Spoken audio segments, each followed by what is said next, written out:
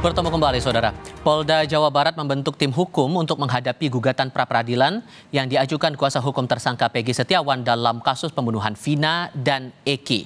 Polda Jawa Barat menegaskan siap menghadapi gugatan pra-peradilan dari kuasa hukum Peggy. Kapolda Jawa Barat telah membentuk tim hukum untuk menghadapi sidang gugatan pra-peradilan kuasa hukum Peggy Setiawan. Sebelumnya, kuasa hukum Peggy mengajukan gugatan pra-peradilan ke Pengadilan Negeri Bandung terkait penetapan Peggy sebagai tersangka kasus pembunuhan Vina. Kuasa hukum menilai bukti penetapan Peggy sebagai tersangka lemah.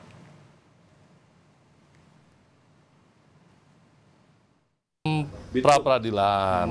Jadi tim pra-peradilan ini dibentuk tentunya untuk menghadapi gugatan permohonan pra-peradilan dari tersangka PS atau kuasa hukumnya, ya. Nah, sejauh ini Bapak Kapolda telah memerintahkan untuk membentuk tim tersebut dan sudah dibentuk. Tentu kami akan menyiapkan terkait gugatan permohonan pra-peradilan yang dilakukan. Tapi sampai saat ini, ya sampai siang hari tadi, kami dari Polda Jabar belum menerima rilas panggilan dari pengadilan. Pengadilan Negeri Bandung telah menerima pengajuan pra-peradilan tersangka Peggy Setiawan, tersangka kasus pembunuhan Vina dan Eki. Sidang perdana pra-peradilan Peggy dijadwalkan berlangsung pada Senin 24 Juni 2024 dengan hakim tunggal. Sidang perdana akan digelar secara terbuka dan berlangsung selama 7 hari.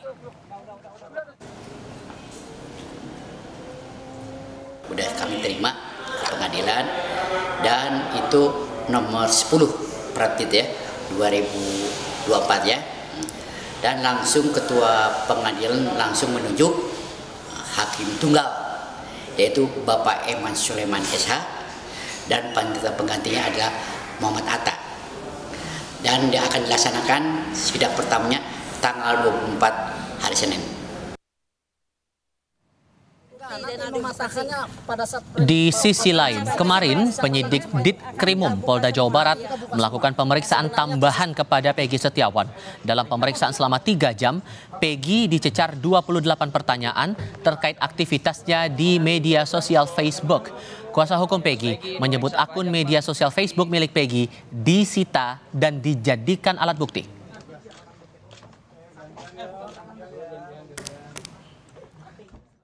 BAP ini fokus sekitar medsos, yang mana pada saat klien kami ditangkap itu HP-nya kan dirampas, ya disita lah gitu ya, disita. Mohon maaf saya ulangi, disita oleh pihak kepolisian, mungkin dijadikan barang bukti.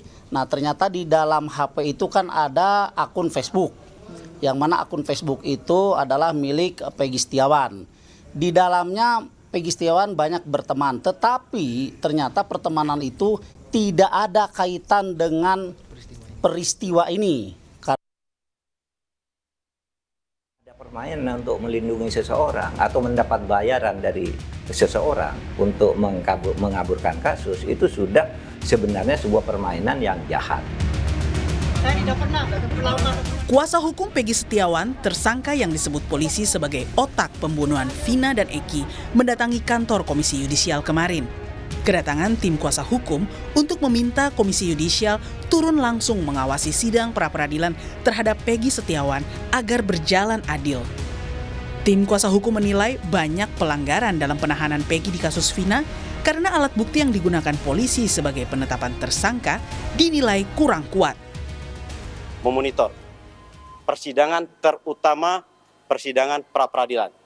Pra-peradilan telah kami daftarkan kemarin, dan insya Allah tidak begitu lama lagi akan sidang. Kebetulan sekarang pimpinan daripada Komisi Yudisial sedang keluar daerah semua, karena dalam rangka seleksi katanya Hakim Agung.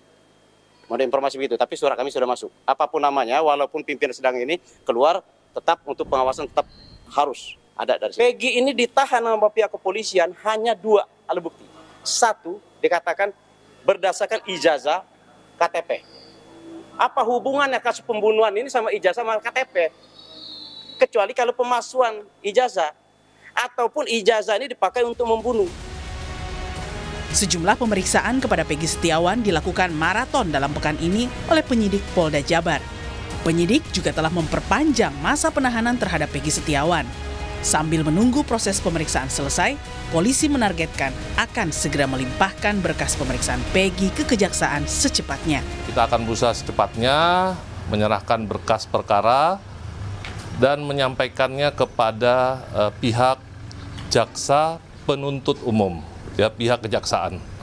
Dalam hal ini kami berharap tentunya berkas ini dapat cepat selesai, dapat kami berikan kepada pihak kejaksaan untuk diteliti kelengkapannya. Terkait dengan masa penahanan pun kami sudah mengajukan, ya, ke pihak kejaksaan maupun pengadilan, kami sudah tembuskan juga, dan sejauh ini sebagaimana yang teman-teman ketahui, ya, bahwa kami masih melakukan penahanan terhadap tersangka PS.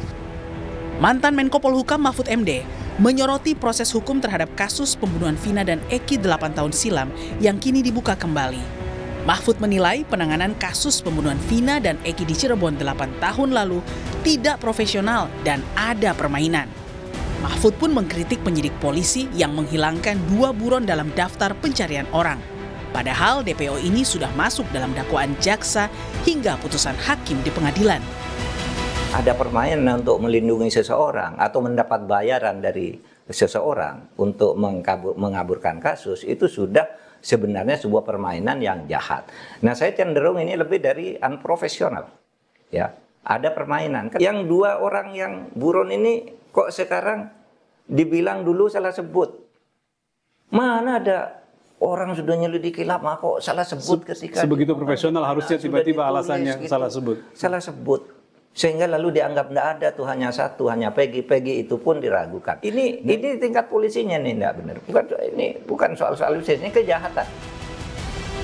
Kini di tengah keluarga korban yang menanti keadilan bagi Vina dan Eki, proses penyidikan hukum pembunuhan Vina dan Eki 8 tahun silam menjadi sorotan setelah polisi menangkap 1 orang yang disebut sebagai otak pembunuhan dan menyebut 2 DPO lain fiktif.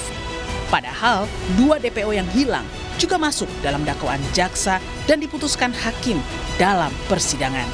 Tim Liputan, Kompas TV. Saya tidak pernah,